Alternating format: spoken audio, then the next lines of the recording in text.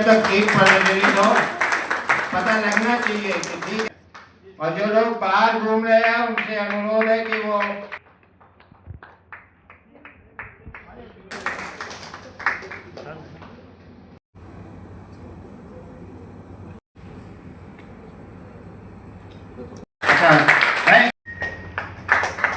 जो लोग तालियां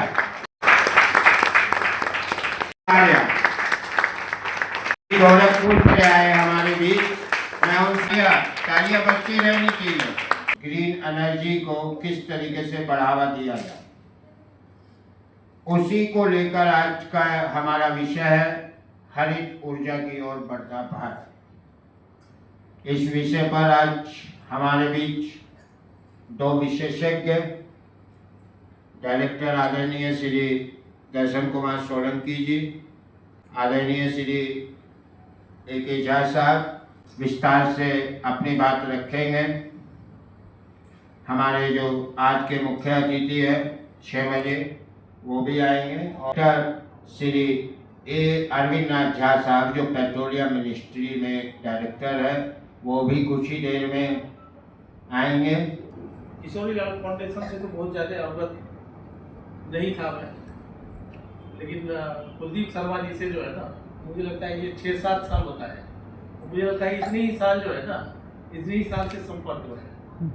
मैं एग्रीकल्चर मिनिस्ट्री में हुआ करता था, तब से संपर्क है। अभी वर्तमान में उप सचिव हूँ मैं यहाँ कौशल विकास मंत्रालय। बहुत ही बढ़िया टॉपिक इन्होंने चुना है।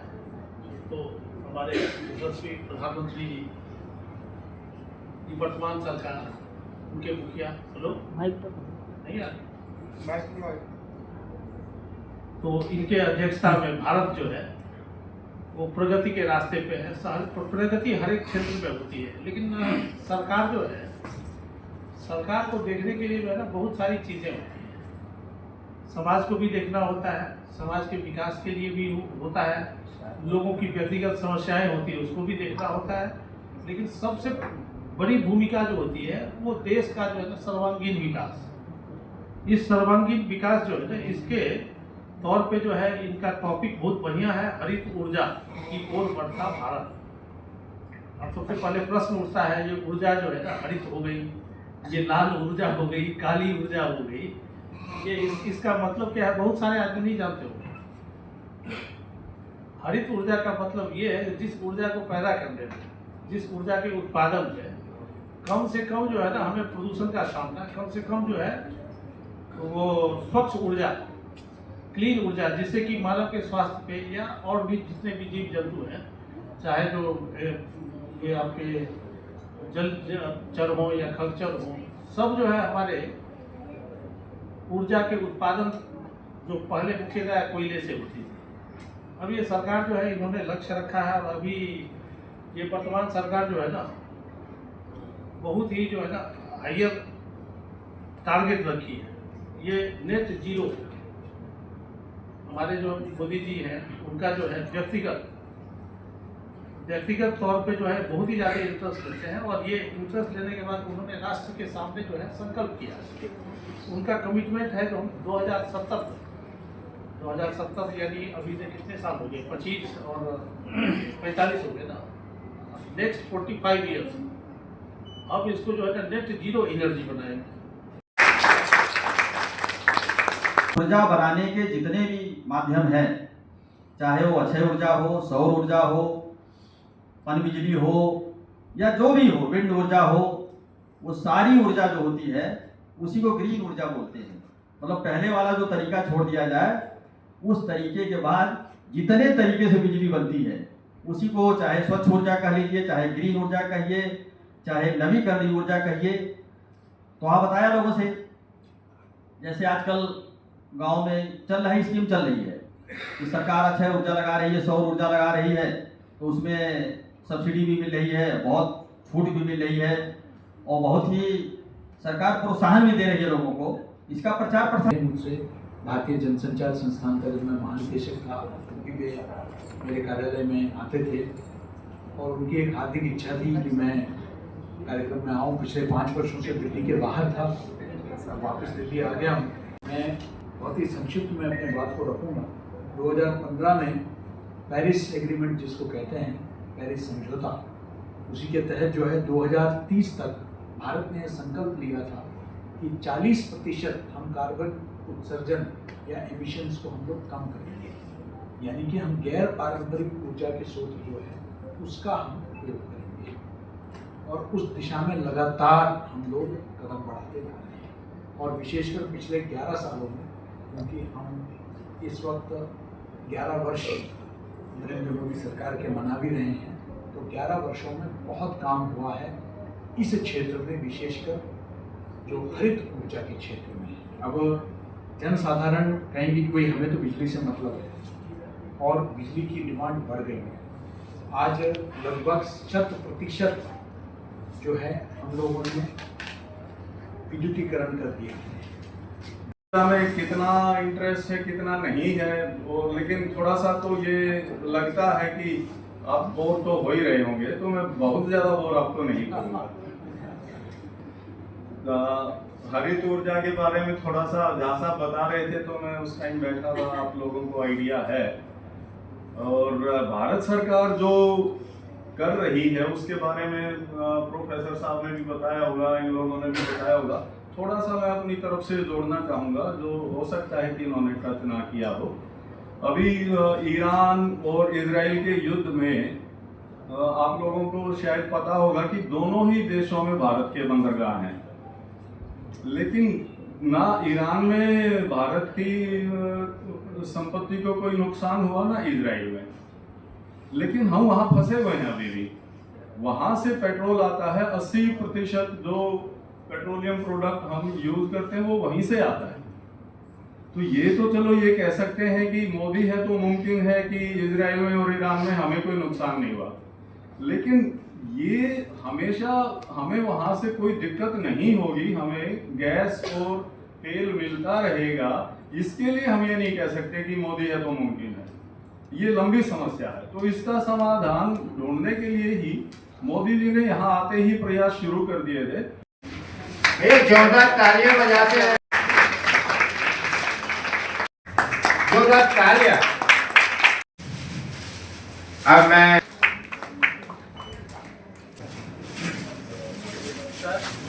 जोरदार तालियां।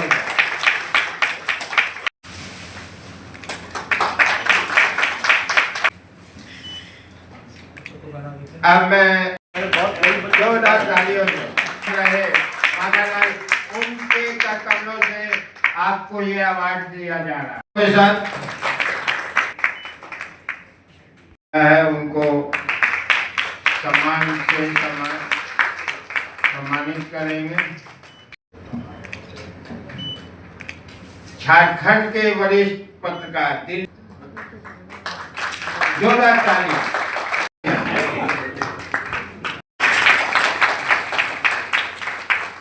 तालियां बजा दीजिए,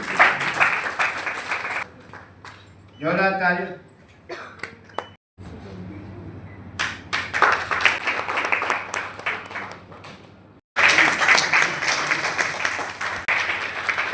जोरदार तालियां।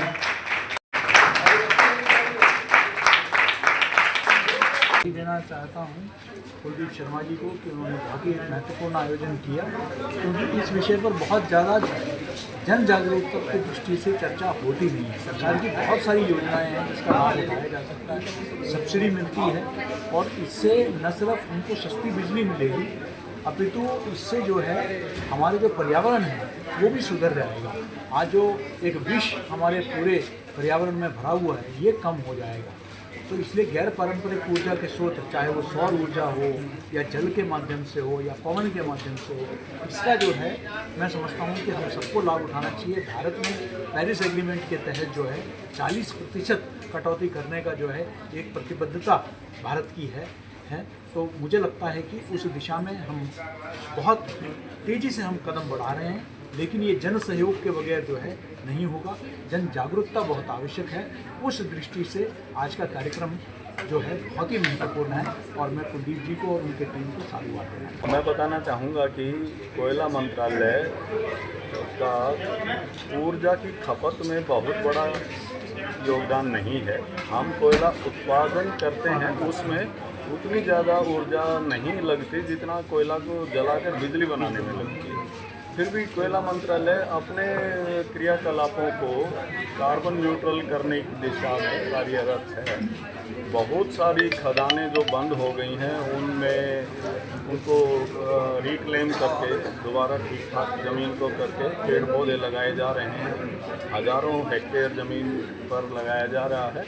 इसके अलावा कोयला उद्योग में जितनी भी मशीनें इस्तेमाल होती हैं उन सब और जितनी भी बिल्डिंग्स में ऊर्जा का इस्तेमाल होता है उन सब को एनर्जी एफिशिएंसी की तरफ लेकर जाया जा रहा है। उसकी हम मॉनिटरिंग करते हैं और जैसे ये एलईडी बल्ब सारे लग गए हैं, इसी तरीके से BLDC fan, brushless direct current fan, जो AC अप्लाइंसेज AC मोटर से लगभग 1/3 ऊर्जा का इस्तेमाल करते हैं, वो सब रिप्लेस किया जा रहा है। Energy saved is energy produce. तो कुल मिलाकर 2030 तक सरकार की कोशिश है कि कोल इंडिया और नेवेली लिग्नाइट, जो अब NLCIL के नाम से जाना जाता है, वो अपने प्रयासों में कार्बन न्यूट्रल हो सके। मतलब जितना हम दूसरे सोर्सेज से, जो पेट्रोलियम से या कोयले से भी बिजली बनती है, उस बिजली को खपत करके हम जितना उसमें नेचर की तरफ से या एफिशिएंसी बढ़ाकर जो बचा सकते हैं वो लगभग बराबर है। और गैसिफिकेशन ऑफ कोल, कोयले को गैस में परिवर्तित करके उस दिशा में भी एनर्जी एफिशिएंट होने की कोशिश कर रही है। और तीसरा, सभी कंपनियों को आदेश है कि बहुत सारे क्षेत्रों में सोलर पैनल लगाए जाएं, बिल्डिंग्स पर और घरों के ऊपर लगाने के अलावा भी जो हमारे पास ज़मीन है, जैसे किसी खदान को भरने के बाद उसमें फिर भी गड्ढा रह जाता है तो वहाँ झील बन जाता है, तो उसके ऊपर फ्लोटिंग सोलर लगाया जा रहा है कि पानी में नीचे मछलियाँ वगैरह, जीव जंतु, जो भी जीवन है वो चलता रहे, लोगों को भी पानी इस्तेमाल करने के लिए मिलता रहे और उसके ऊपर बिजली भी पैदा होती है। इसके अतिरिक्त क्योंकि बैटरी की अभी बहुत कमी है, तो पंप सोलर करके, मतलब दिन में सोलर पैनल से हमने एनर्जी इकट्ठी की और रात को उससे ज़मीन में से पानी, मतलब नीचे वाले लेवल से पानी को ऊपर लेकर गए, फिर ऊपर से पानी को गिरा के टरबाइन से हाइड्रो इलेक्ट्रिक एनर्जी पैदा की। तो वो एक तरह से बैटरी का काम करता है। स्किल डेवलपमेंट, हाँ, आप और कौशल विकास मंत्रालय की ओर से आप हैं, हरित ऊर्जा पर उनका फोकस है, हरित ऊर्जा क्या कर रहा है और क्या क्या चीज़ें हैं इसमें। डेफिनेटली जो है जितने भी हमारे आपने सुना ये चीज़ हो रही है, वो चीज़ हो रही है, हमारे मंत्रालय का काम है। इसमें जो है लोग जुड़ेंगे, ट्रेनिंग लेंगे, इस तरह के जो है ना हरेक मंत्रालयों से संबंधित अलग अलग जो है ना राज्य सरकारों के साथ जितने भी मेन पावर की जरूरत होती है, नई टेक्नोलॉजी नई सीखने के लिए उनको जो है पाठ्यक्रम तैयार किया है। पाठ्यक्रम तैयार के बाद जो है ना उनको पाठ्यक्रम में प्रशिक्षण किया जाता है। प्रशिक्षण क्यों? क्योंकि आपको ये सिस्टम के बारे में पता है, एक्चुअल जो है ना इम्प्लीमेंट नहीं कर सकते, वो इस तरह से यूटिलाइज करते हैं। जैसे हमने बोला भी था अपने संबोधन में, प्रधानमंत्री शुल्क योजना जो है, इसमें हमारे डिपार्टमेंट में 50,000 के आसपास ट्रेनिंग है, इसमें से 45,000 जो है ना सर्टिफाइड भी होगा, तो वो उपलब्ध होंगे। इसी तरह से जितने भी पेट्रोलियम सेक्टर में हो, सारे के सारे ऊर्जा के क्षेत्र में कुछ खास, कोयले के क्षेत्र में तो